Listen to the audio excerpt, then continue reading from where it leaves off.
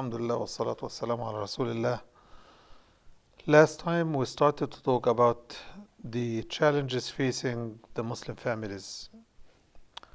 And one of the things we spoke about is balancing business and family needs. We covered this issue. We covered also Islam vis-a-vis Westernization. What's the difference? How to go about it? How to teach our children to keep their identity and be proud of it is an issue that we need to talk about today. So this is our point for today, is the third point on the screen, teaching Islam to our children. Well, this subject is itself a seminar, very long seminar, but I'm trying to get you the snapshots of the major issues. Definitely most, I'm not going to say all, but most Muslim families want their children to be Muslims. That's normal. But what of Islam they want to teach them is a different issue, because of the family's definition of what Islam is or is not. So each family has their own definition of Islam, their own outlook or point of view as to what Islam is generally, and then what of Islam should I teach my children in America, as if America dictates for us how much Islam is allowed for the children. So parents start off, those types of parents, they start off teaching Islam only as a worship system. They only focus on praying, fasting, basics of the worship system. And when parents focus in Islam is on only those issues, that's all that matters. If I see my child praying, then everything else is okay. So I have no idea that Islam has a saying in our manners. Islam has a saying on our clothing. Islam has a saying as to how do we speak. Islam has a saying as to how to talk to elders. Islam has a saying how to deal with our Muslim neighbors and non-Muslim neighbors. Islam has a saying as to how to deal with my non-Muslim relatives. So their ignorance of what Islam has to say leads them most of the time to just consider that Islam has no say, and I will decide what of Islam to teach my kids. So they will avoid all critical issues that are important for the child, not only to learn their deen, but also to practice it in a way that is neither isolationist or offensive to others. And this is an issue that is very central. The environment wants our children to grow up in a certain way, and we spoke about this before, okay? But Islam has objectives, it has methods, it has targets in tarbiyah that we must look forward to inculcate in our children. The value system is very important, and this is a lecture in and of itself. The outlook on Islamic education, what does it mean? What do we aim at when we talk about Islamic education? The challenges of the environment. As we teach our kids Islam, they are learning other things from other people. How do we deal with this? Do we fight the environment? Do we initiate war and use the kids as our war messengers? Or do we cave into the environment and tell the kids, oh, you don't have to pray in school. Don't raise a flag about yourself. Don't show that you are a Muslim, lest they will persecute you or treat you badly, or kids will pick on you. So when we teach our children to be defeated from the outset, how much Islam do we expect them to have? How much of Islam do we expect them to have? It has to be something other than Islam as it should be. It has to be something other than Islam as it should be. Islam as it should be is not subject, thank you very much, Jazakallah khair, is not subject to my definition versus your definition. It has nothing to do with my views of Islam itself. My views have to adjust to Islam, not the other way around. So parents who are themselves not very proud, not very comfortable in their own skin as Muslims, they end up transferring that discomfort as Muslims into the perceptions and the lives of their children. And as such, their children will have difficulty thinking even of themselves as Muslims, especially when they are not at home.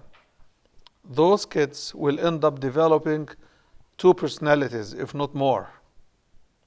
One for the masjid to talk with the sheikh with, right? And one at home to please their parents, whatever they expect. And one in the school to make them comfortable. Guess which of these three characters will grow to be the child? The one in which he is comfortable. Why isn't he comfortable at home? Because the parents themselves are not comfortable being Muslims. And they don't know what it means to be Muslims. And they don't know what to pick and what to leave out of Islam. So in their own puzzlement, they puzzle the children. The children cannot resolve the puzzle on their own. So on whose shoulder does the responsibility become heavy? It's a child. Because if adults could not sort it, who's going to suffer? It is a child. So they grow with a very opaque attitude towards Islam. So salah that he used to do when he was young, just to please his parents, doesn't pay off for him. So he's not comfortable to pray anymore. So they start to play around. At the time of salah, mama will call, baba will call, and they will just sneak around to say, oh, I'm going to make wudu, and they take an hour in the bathroom. Or I have to finish what I'm doing, and then they waste the prayer time. Whatever the excuse is. So they start showing signs that they are not interested. Some parents catch it, and some parents say, this boy is rebellious, and we have to punish him. If you don't pray, if this, they add injury to insult, or insult to injury. The boy is not comfortable to start with. Now he is forced by the force of punishing him for not doing something he doesn't believe in. So parents who do not focus on teaching children their own faith from the foundation up, they end up picking practices that make the appearance of the child appear Muslim, appear obedient, appear willing, but in reality ignoring that he is doing what he doesn't know. You don't even know if he has wudu or not. He's just praying. You don't know if he's reading Al-Fatiha or singing a song. You don't know. Not you.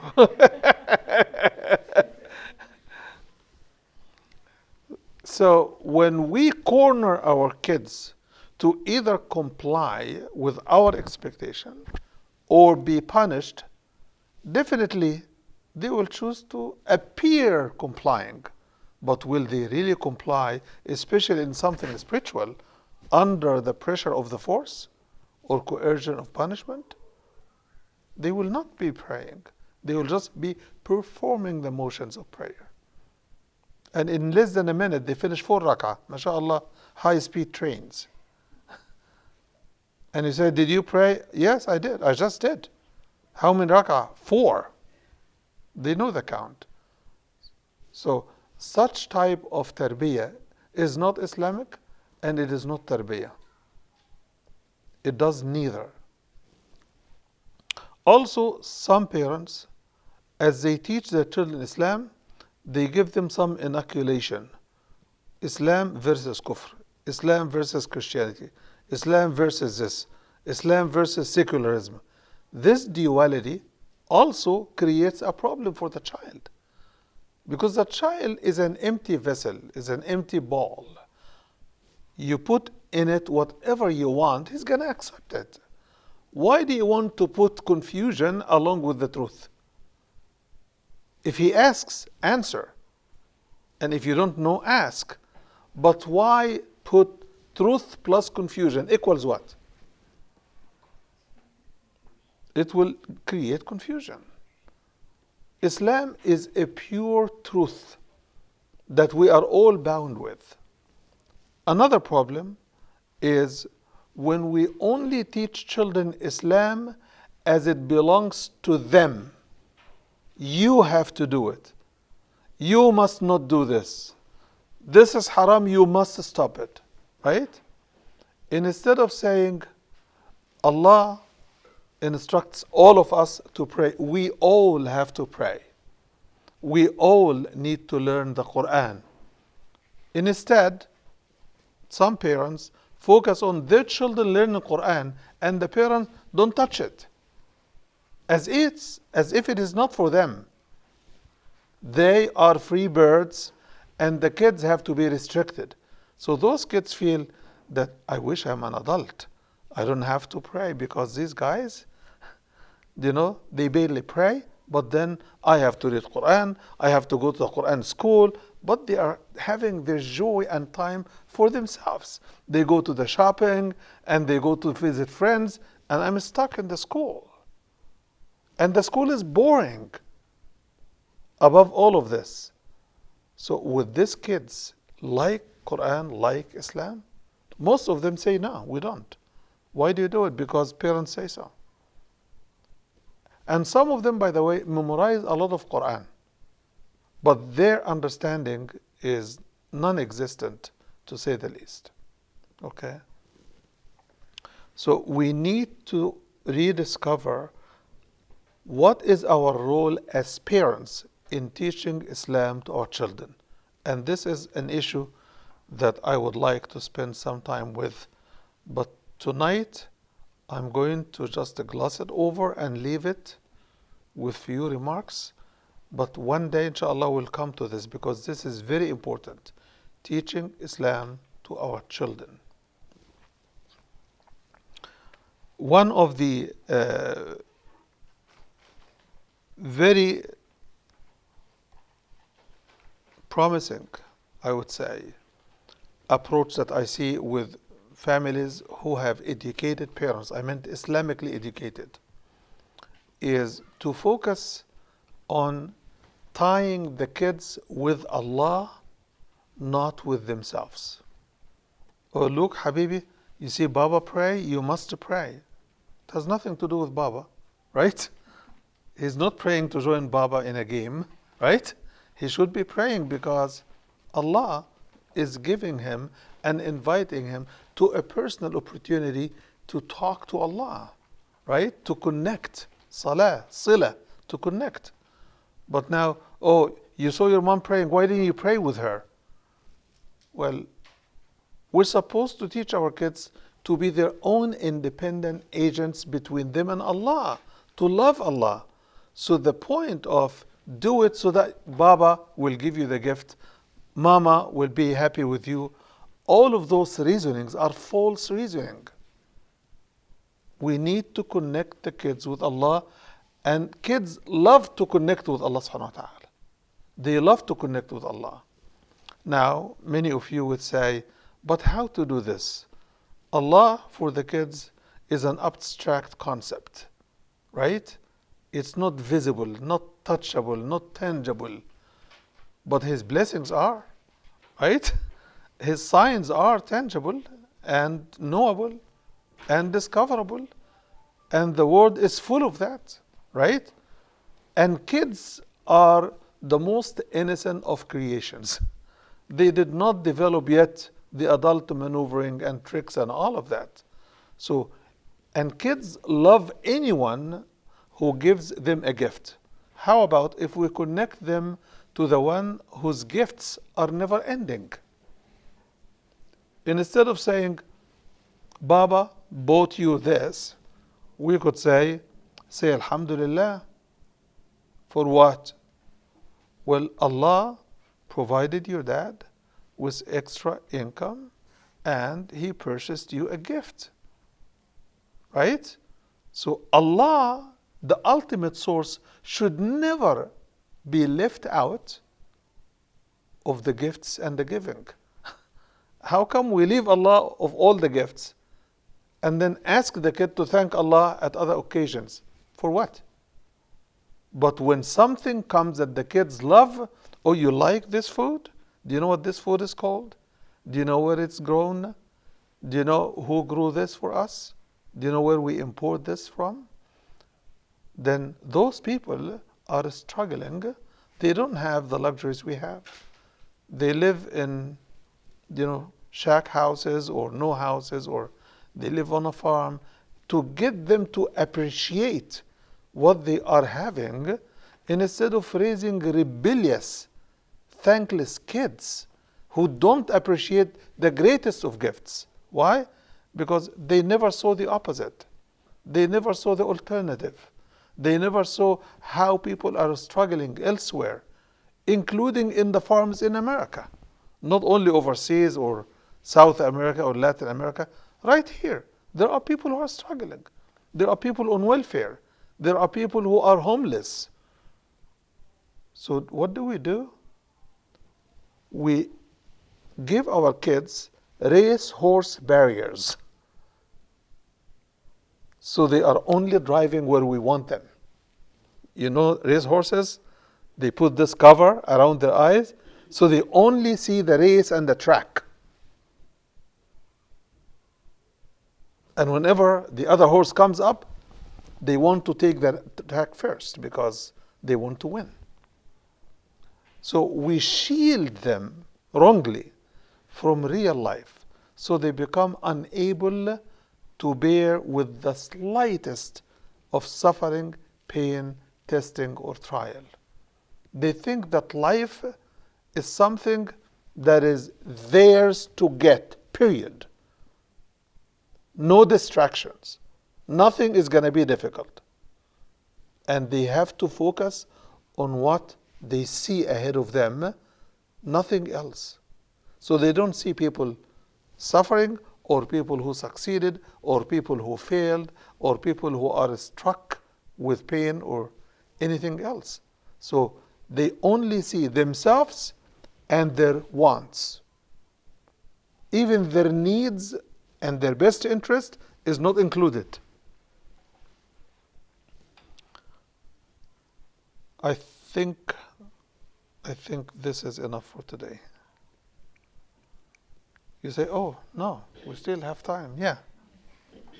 But I want to take some questions. Before we get into this in details, next time, inshallah, I want to give you a chance, because I know that this issue is very kind of like intriguing for questions. If you don't have questions, I will keep going like a horse on a track. Yes. I look around the room and I see responsible parents from the time I've been here, some of these faces, mashallah. But even up till today, I see kids with troubled situations. They come through my office and I'm wondering, what can we do to encourage more families that are going through these issues? I think to be here, I feel sad that I don't see the ones that I'm seeing complaining in this room. It is because they do not feel the need. And maybe some of them do not know altogether. We don't publicize this meeting. Yeah, they don't know the topic. Huh? The topic changes, right? So they don't know the specific topic that they're going to. So, but it's called The theme of this meeting was what from the beginning? It's about family, right? It's all about family. We've done nothing else. We didn't change the topic. But the plan is to change it, right? To me, it's a sister's class. I didn't know it was just family. Yeah, I thought it was a sister's No, class. it is a sister's class. It is a sister's class in the sense that it is meant for sisters That's what the sisters asked for in the beginning. But the topic has been chosen by the sisters. We presented them with several topics. They picked that topic. So we're going on that topic since we started. And as a matter of fact, it is, the topics that you're talking about, even though it's the sisters are the family themselves. Yes. You know, they're the roots. And, Yes. and to know all this, Yes. it matches us. Yeah. Whether we have children or we Yes. don't, Yes. still, or we Yes. married or we are, it's preparing us. We talked about marriage and what it takes and the family composition and the rules on the family. We covered the basics and the foundation for a happy family from the beginning until where we are today. Yes. I just had a suggestion. You could just think about it. How about something more interactive, like a weekend workshop where we can actually put all this stuff to work? Like, I don't know. It's just a thought. Yeah, it's a nice shortcut, but unfortunately, how many weeks have we been coming here? Like 4 months? And how could you squeeze this in anything? Yes. Maybe the sister, like she say, the majority of the parents who really need help, they're not here and they're not connected. I got that. And I think the point it is what I believe that, and I interact a lot of teenagers and the parents who have trouble. But I think when they come to you, you may just guide them and say, you know, we have this class, you can come and bring your child if you can. And I think the problem did not start today. It's just the neglect that comes from the basics. Yes. Which is if you're just ignoring and telling the child it's okay, and then when they reach the high school and all that, there'll be trouble for that. So I think maybe this way we can do that. If we can have a family open forum, I wish that this would have been attended by fathers as well. Right? And I know that that's what every sister wishes. But I was requested to do this for the sisters. We need something for the sisters. I said, you have the right to. I cannot tell you. The Prophet ﷺ, women went to him and they told him, Prophet Muhammad, men attend all of these classes and halaqas and all of this, and we always sit in the back. We don't see you. We don't get to ask you questions. So designate a time for us women. And he did. So when I was asked, I had to do the same. And initially, by the way, it was supposed to be a question-answer session. Because I was told in the beginning, oh, sisters have questions, they don't get the time to ask. I said, okay, let's have an open discussion. Whenever we ask for questions, nobody has questions. So, for example, I had questions, but I suggested one session to Sister Iman. Remember you said if you have suggestions about topics, yes, talk to Sister Iman. So I did, under the impression that we're not going to be talking just about families, but we'll have one session for a different topic, because I have several questions about one topic. And it, you know, if I ask one during the Q&A, you know, time that we have, I don't think it will give it. So are you suggesting, and is anybody thinking the same, that we turn this for a QA on any subject? But to me, that would be more useful. I don't know. I agree with her. I agree with her. She prefers what you have now, so it might go to her. How many prefer Huh? the way it is? And halfway questions and halfway the teachings. I think for us to understand the teachings and then the questions, like 10-minute session of questions. Okay. Who's agreeing with that? How many people? That's a good compromise, actually. Educating Well, us that's and the then way it is questions. now. Huh? It is? Educating us and then questions. That's the way it is now. But not question and answer. So you want more time for questions? Yeah. Okay, that's doable. Where we can dive in, so like a question could take 10, 15 minutes, not just, you know, a simple answer. So 7 minutes wouldn't do About it for any you? subject, but what you're talking about is about any subject, Yeah, not about any specifically. subject, yeah. I mean,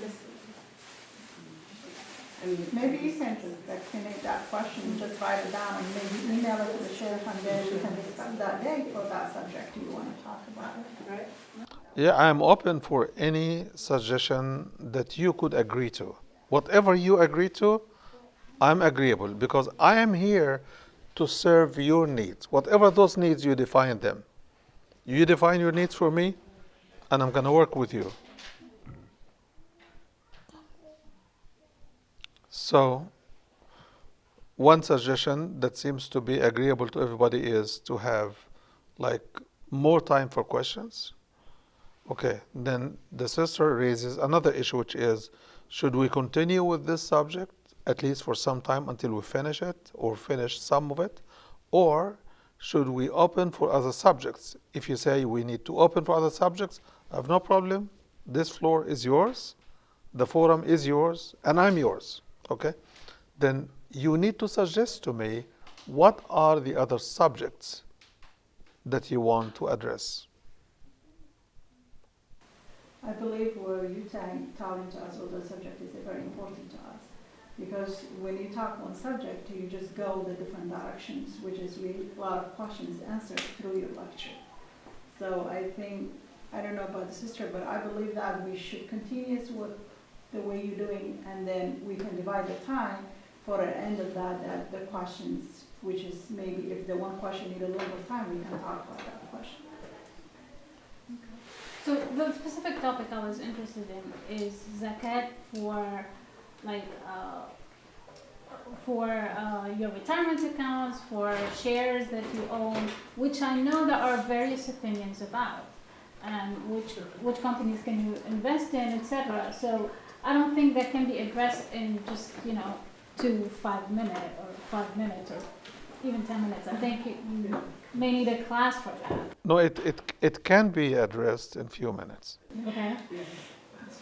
Unless you're gonna give me just one opinion without explaining the variety of opinions and arguing about which one makes more sense.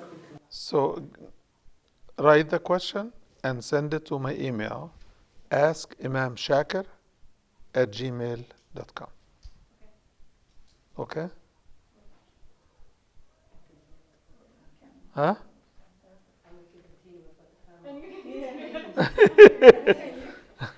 So your question is about 401k, retirement accounts, and investments, and social security, right? How to deal with this kind of money Islamically? What is? Yeah. Okay. So the zakah of that kind of resources, it's very simple, sister. Yeah. It all boils to the issue of discussion really is whether you pay the zakat, for example, of your saving in the 401k now or you pay it later. Okay? These are two opinions. But we will address it, inshallah. Whether you consider the capital as investment or whether, so you just do zakah on the profit. If it's just a profit, you do 10%, or if it's the capital itself is 2.5%. Sort your questions and list all of them. Okay. And what I mean by sorting is group your questions on the one issue as one set, and then on another issue, make your list of questions also in one set, so that you don't be flying all over the place and I don't get lost. جزانا وإياكم.